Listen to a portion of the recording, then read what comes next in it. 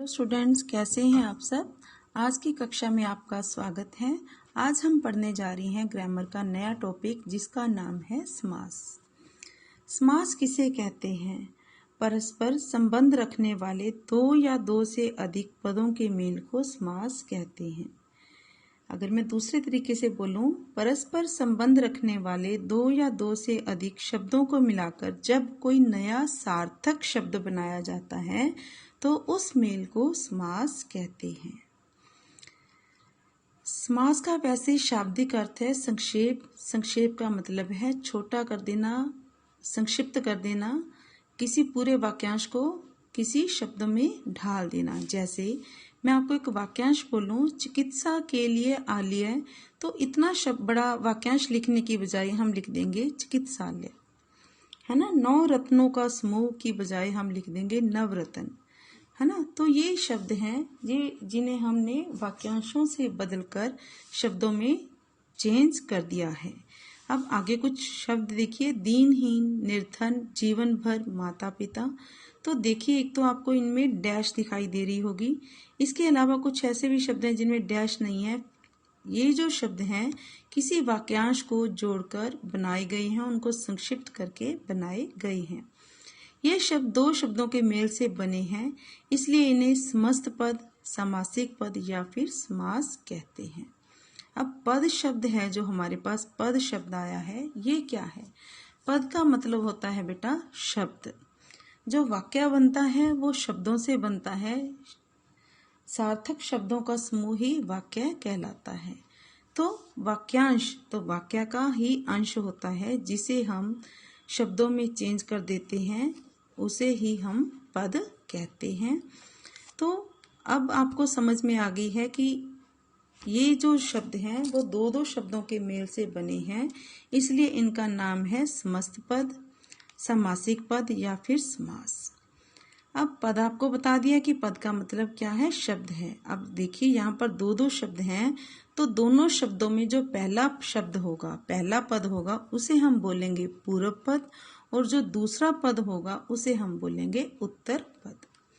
तो आइए अब हम देखते हैं आगे समास को कैसे विग्रह किया जाता है। विग्रह का मतलब होता है तोड़ना, टुकड़े कर देना। जैसे हमने अभी पहले पढ़ा था संधि के बारे में। संधि को हमने तोड़ा था तो उसके बारीक बारीक टुकड़े, मतलब उससे तो हमने वर्णों में ही तोड़ दिया था। लेकिन जो समास है वहां पर सिर्फ शब्दों को अलग किया जाता है। जैसे आपका शब्द है दीनहीन, तो इन दोनों शब्दों को जब हमने तोड़ा है तो दीन एवं हीन। जीवन भर, पूरा जीवन। महादेव, महान है जो देव। इतना बड़ा वाक्य लिखने की बजाय हम सिर्फ महादेव लिख देंगे तो भी हमारा जो मतलब है वो समझ आ जाएगा। गजानन, हाथी का मुंह है जिसका, तो हम इतना बड़ा वाक्यांश लिखने की बजाय क्या लिख देंगे, गजानन, है ना। नेक्स्ट देखिए, गृह प्रवेश, घर में प्रवेश, गृह में प्रवेश, माता और पिता, यथा विधि, विधि के अनुसार। तो इस तरीके से ये दो दो जो शब्दों से मिलकर शब्द बने हैं वो किसी पूरे वाक्यांश को संक्षिप्त करके बनाए गए हैं। आगे देखते हैं हम अब इसका भेद। इसके कितने भेद हैं? इसके हमारे पास हैं 6 भेद। कौन कौन से? अव्ययीभाव समास, तत्पुरुष समास, कर्मधारय समास, द्विगु समास, बहुब्रीहि समास एंड लास्ट है वो है द्वंद्व समास। फिर से रिपीट कर रही हूँ, अव्ययीभाव समास, तत्पुरुष समास, कर्मधारय समास, द्विगु समास, बहुब्रीहि समास एंड द्वंद्व समास। तो चलिए एक एक करके हम इनके भेदों के बारे में अब जानते हैं। सबसे पहले है हमारा अव्ययीभाव समास। अव्ययीभाव समास क्या होता है बेटा? जिसका पहला पद मतलब पहला शब्द है वो अव्यय हो, जिसका कोई मीनिंग ना हो। अव्यय का मतलब जिसका कोई मीनिंग ना हो, तथा समस्त पद भी वाक्य में क्रिया विशेषण का काम करे, तो उसे अव्ययीभाव समास कहा जाता है। जैसे आपके पास शब्द है यथाशक्ति। अब वैसे तो यथा का कोई मीनिंग नहीं है, लेकिन जिसके साथ यथा लग जाता है उसके साथ हम लगा देते हैं के अनुसार। तो यहाँ पर क्या हो गया? शक्ति के अनुसार। तो बेटा यहाँ पर अव्ययी समास में क्या है, पहला पद तो अव्यय होगा ही होगा, इसके अलावा जो पहले पद हैं हमारे वो क्या है, कभी कभी संज्ञा या विशेषण भी हो सकते हैं। ठीक है, तो यहाँ पर इसमें थोड़ा सा अपवाद रहता है, यहाँ पे कई बार ये विचारों का मतभेद हो जाता है कि कुछ शब्द हैं वो मतलब अव्यय नहीं है, लेकिन यहाँ पर संज्ञा और विशेषण देखिए, जैसे हाथों हाथ आ जाता है ना, रातों रात आ जाता है, तो ये शब्द है हमारे पास संज्ञा का काम कर रही हैं, है ना। जैसे आ जाता है हर घड़ी शब्द है, हर घड़ी में जो हर है वो घड़ी के साथ विशेषण लगाया गया है। तो चलिए अब हम अव्यय के शब्दों के बारे में देखते हैं। प्रतिदिन, हर दिन, रातों रात, रात ही रात में, तो इस बात को भी याद रखेंगे। यहाँ पर दो शब्द या कोई शब्द बार बार रिपीट हो रहा हो, जैसे रातों रात, हाथों हाथ, है ना, दिनों दिन, इस तरह के जो शब्द हैं वो भी अव्ययी भाव समास में ही आएंगे। यथाशक्ति, शक्ति के अनुसार, आ जन्म, जन्म से लेकर। एक चीज यहाँ पे और ध्यान रखने वाली है बेटे कि जो अव्ययी भाव समास है वह इसमें जो शब्द हैं वो कई बार उपसर्ग लगाकर भी बनाए जाते हैं। जैसे देखिए आ जन्म है, जन्म के साथ आ उपसर्ग लगा दिया गया है, अनजान में जान के साथ हम लोगों ने उपसर्ग लगा दिया है ना।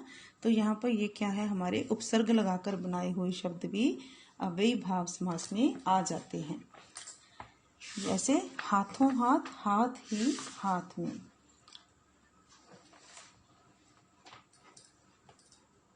नेक्स्ट है बच्चे हमारा तत्पुरुष समास। तत्पुरुष समास की क्या है पहचान हमारे पास? तत्पुरुष समास की पहचान है कि जिस शब्द में उत्तर पद कौन सा था, पीछे वाला, जो पीछे रहता है, पीछे वाला शब्द है, उत्तर पद ही प्रधान होता है, उसे तत्पुरुष समास कहते हैं।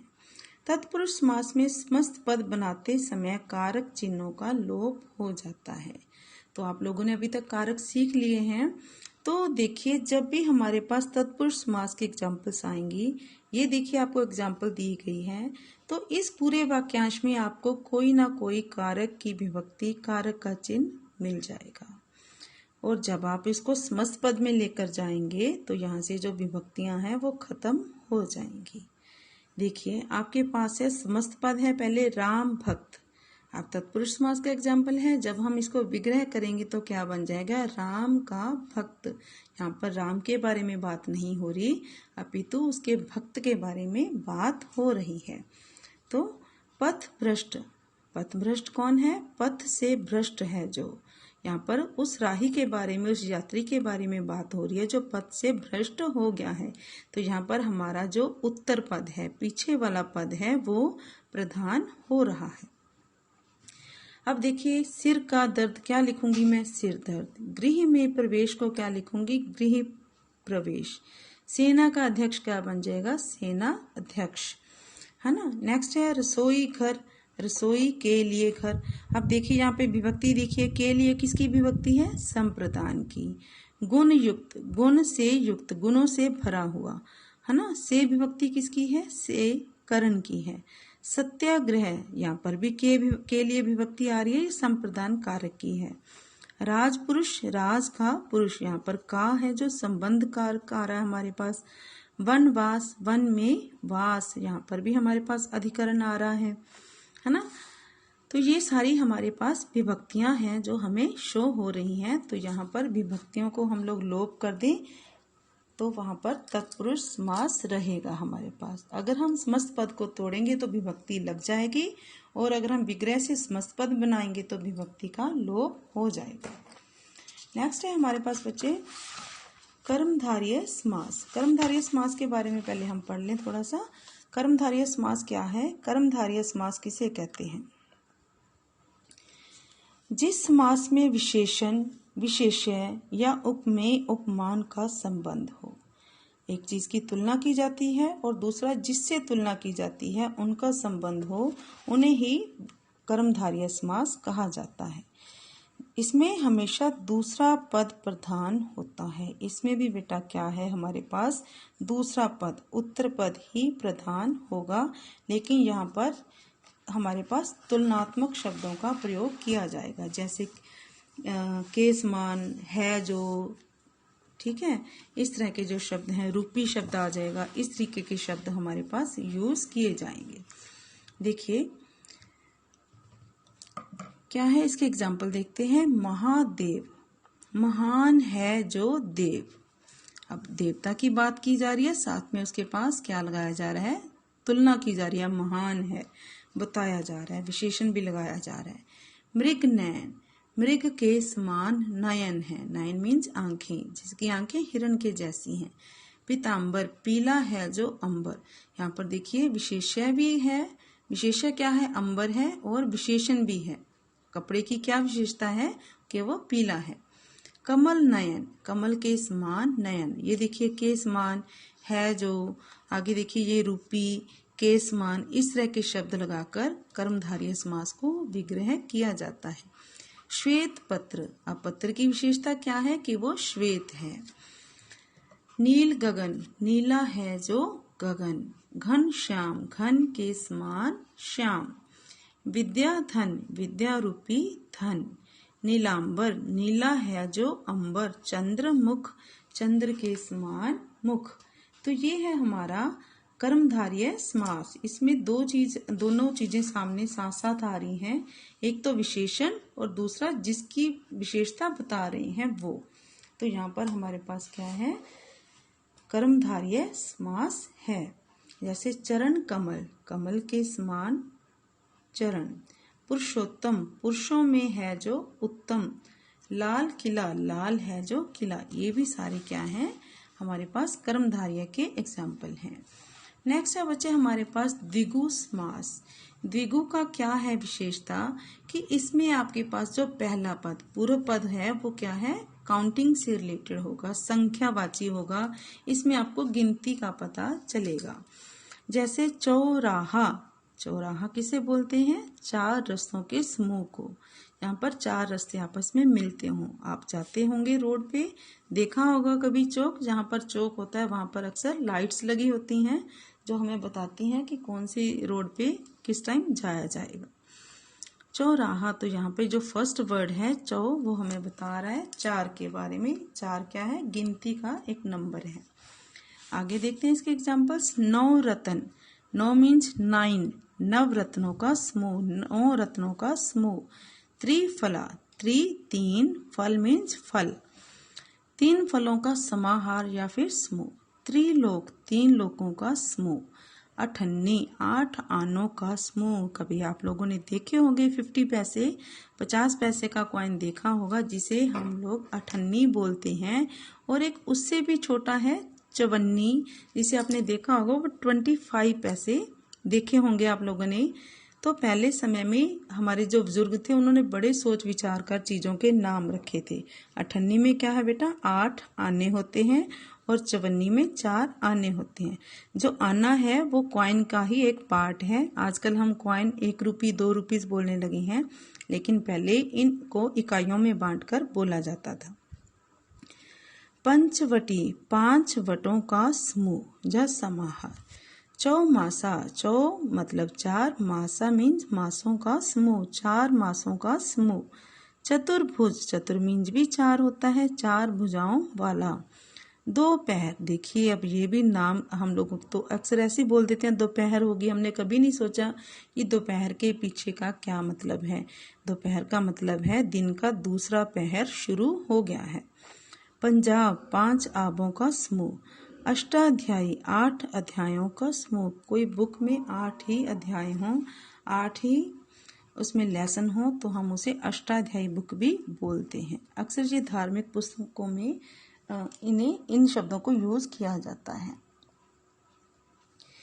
नेक्स्ट है बेटा हमारा बहुब्रीहि समास। बहुब्रीहि समास क्या है, बहुब्रीहि समास कर्मधारय से मिलता जुलता है, लेकिन इसकी एक खास पहचान है। वो क्या है कि इस समास में दोनों पदों में से कोई भी पद प्रधान नहीं होता, बल्कि जब हम इसकी छानबीन करते हैं, जांच पड़ताल करते हैं, तो कोई अन्य ही पद प्रधान बन जाता है, कोई तीसरा ही अर्थ निकलकर हमारे सामने आ जाता है। यहाँ पर दोनों पदों में से कुछ भी ना निकले, लेकिन जब हम उनकी छानबीन करें तो तीसरा पद बाहर आ जाए, तो वहां पर हमारा बहुब्रीहि समास होगा। जैसे पंकज, पंख में उत्पन्न होने वाला। अब पंख में उत्पन्न क्या होता है? कमल होता है। तो यहाँ पर हमारे पास ना तो पंख प्रधान है ना ही ज, लेकिन इसका जो पूरे का जो तीसरा मीनिंग है वो क्या है? कमल हमारे पास एक प्रतीक रूप में सामने आ रहा है। तो ये क्या है? हमारा बहुव्रीहि समास है। इन बहुव्रीहि समास को हम अक्सर अर्थात लगाकर डिफाइन करते हैं, अर्थात लगाकर उसका पूरा मीनिंग बताते हैं। जैसे गजानन, गजानन जो शब्द है देखिए, गज, पहला शब्द है गज और दूसरा है आनन। गज होता है हाथी और आनन का मतलब होता है मुंह। गज के जैसा आनन है जिसका, गज के जैसा मुंह है जिसका। क्या सारी दुनिया में सबका मुंह गज के जैसा है? नहीं। तो किसी खास पर्सनैलिटी के बारे में बात हो रही है। किसका है हाथी के जैसा मुंह? हाथी का मुंह है जिसका, या हाथी के जैसा मुंह है जिसका, अर्थात गणेश। नीलकंठ, नील मतलब नीला, कंठ मीन्स क्या होता है? गला। हमारे गले का जो दूसरा नाम है पर्यायवाची है कंठ। नीला है कंठ जिसका, अर्थात शिव। सभी का कंठ नीला नहीं होता, भगवान शिव को ही ये उपाधि दी गई है, क्योंकि जब समुद्र मंथन हुआ था तो उसमें से विष निकला था, तो इन्होंने वो हलाहल विष है वो ग्रहण कर लिया था, पी लिया था, ताकि पूरी सृष्टि पर कोई आंच ना आए, और उन्होंने उस विष को गले में धारण कर लिया था, तभी से इनका नाम है वो नीलकंठ पड़ गया था, अर्थात नीले गले वाला। नेक्स्ट एग्जाम्पल देखिए, मुरलीधर, मुरली को धारण करने वाला। अब मुरली को धारण करने वाला कोई साधारण पर्सन भी हो सकता है, लेकिन यहाँ पर हम किसके बारे में बात कर रहे हैं? अर्थात कृष्ण। सिर्फ भगवान कृष्ण को ही मुरलीधर कहा जाता है। विषधर, विष को धारण करने वाला, अर्थात सर्प। और आपको पता होगा कि भगवान शिव का भी एक नाम क्या है? विषधर है। दशानन, 10 है मुख जिसके। अब सारी दुनिया में किसी, ऐसा तो नहीं है कि किसी तीसरे बंदे के या 10वें बंदे के पर्सन के 10-10 मुख हैं। यहाँ पर स्पेशल पर्सन के बारे में ही बात हो रही है, तो तीसरा वो स्पेशल पर्सन कौन निकल आ रहा है हमारे पास? रावण। चक्र पाणी, पानी का मतलब होता है हाथ। चक्र है हाथ में जिसके, है ना, किसके हाथ में चक्र है? विष्णु जी के हाथ में ही चक्र है। वीणा पाणी, वीणा किसके हाथ में ही रहती है? सरस्वती के हाथ में रहती है। जो माँ सरस्वती है वो हमेशा वीणा को धारण किए रहती हैं। तो बेटा ये क्या है? बहुव्रीहि समास में दोनों पदों में से कोई तीसरा ही जो उसका स्पेशल अर्थात है वो निकल कर बाहर आएगा, तो ही हमारे पास बहुव्रीहि समास बनेगा। नेक्स्ट है हमारा द्वंद्व समास। द्वंद्व का मीनिंग समझ लीजिए। द्वंद्व का मीनिंग है, पहले तो द्वंद्व किस में होता है? द्वंद्व एक युद्ध कला का नाम है। ये दो बराबर के लोगों में होता है, या तो दोनों बराबर हों फिर लड़ाई होती है, या फिर दोनों ओपोजिट हों। तो इसी तरीके से द्वंद्व समास में भी क्या है? हमारे पास दोनों पद या तो बराबर होंगे या फिर उल्टे होंगे, और इसमें दोनों ही पद प्रधान होंगे, दोनों की इक्वल ही बात चलेगी। तो यहाँ पर क्या होगा? जहाँ पर दोनों ही पद प्रधान हो वहां पर द्वंद्व समास होगा। समस्त पद में दोनों पद अर्थ की दृष्टि से स्वतंत्र होते हैं, दोनों का अपना अपना मीनिंग भी होता है, और इनके बीच में शब्द क्या क्या आ जाते हैं? और, एवं, तथा, या, अथवा। जब हम विग्रह करते हैं तो ये वाले शब्द आ जाएंगे, और जब हम समस्त पद बनाएंगे तो ये लुप्त हो जाएंगे, खत्म हो जाएंगे। देखिए, जल, वायु, जल और वायु ये दोनों अलग अलग मीनिंग रखने वाले शब्द हैं। हार एवं जीत, अन्न और जल, उतार एवं चढ़ाव, उतार चढ़ाव देखिए विलोम शब्द हैं आपस में। देश विदेश, बच्चे बूढ़े, ये भी हमारा क्या है? विलोम शब्दों का पेयर है।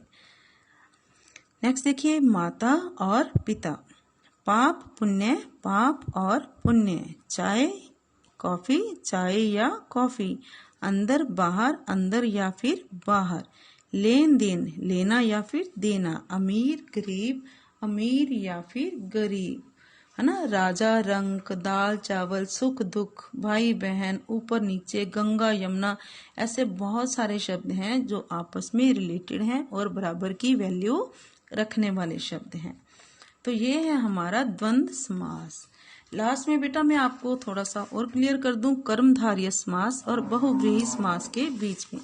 तो देखिए यहाँ पे कुछ एग्जांपल्स देखिए। कर्मधारय और बहुव्रीहि समास में जो अंतर है उसे देखिए।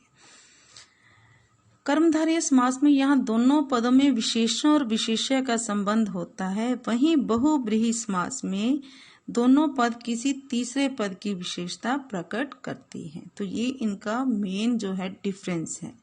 बहुव्रीहि में किसी तीसरे पद के बारे में ही बताया जाएगा। तो अब हम इसके एग्जाम्पल देख लेते हैं। घनश्याम, फर्स्ट हमारे पास एग्जाम्पल दिया है घनश्याम।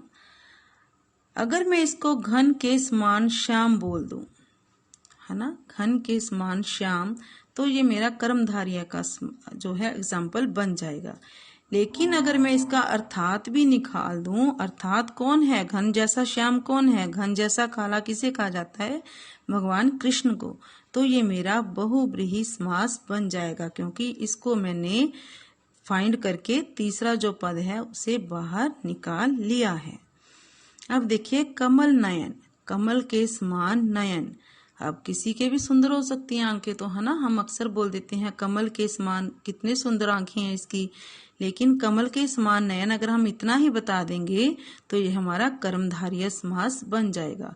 लेकिन अगर मैंने यहाँ से अर्थात भी निकाल लूं, किसी के बारे में स्पेशल इशारा कर दूं, तो ये मेरा बहुव्रीहि समास बन जाएगा। कमल के समान नयन भगवान विष्णु को या भगवान राम को उपाधि दी जाती है, कमल नयन बोला जाता है। नेक्स्ट बेटा कुछ और एग्जाम्पल हैं इसके।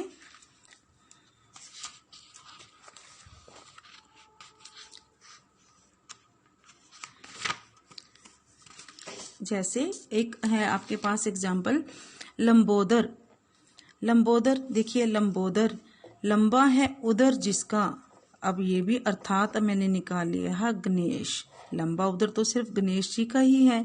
मुरलीधर, ये हमने सेंटेंस उधर भी पढ़ा था, मुरलीधर मुरली को धारण करने वाला। अगर तो मैं इतना ही लिखूंगी मुरली को धारण करने वाला, तो ये मेरा कर्मधारय बनेगा। और अगर मैं बोलूं अर्थात, अर्थात भी आपको साथ में बता दूं, अर्थात श्री कृष्ण, तो ये हमारा बहुव्रीहि समास बन जाएगा। तो ये था बेटा हमारा बहुव्रीहि और कर्मधारय समास में डिफरेंस। आशा करती हूँ आज का टॉपिक आपको बहुत अच्छे से समझ में आया होगा। आज की कक्षा यहीं समाप्त होती है। धन्यवाद। नेक्स्ट फिर मिलेंगे।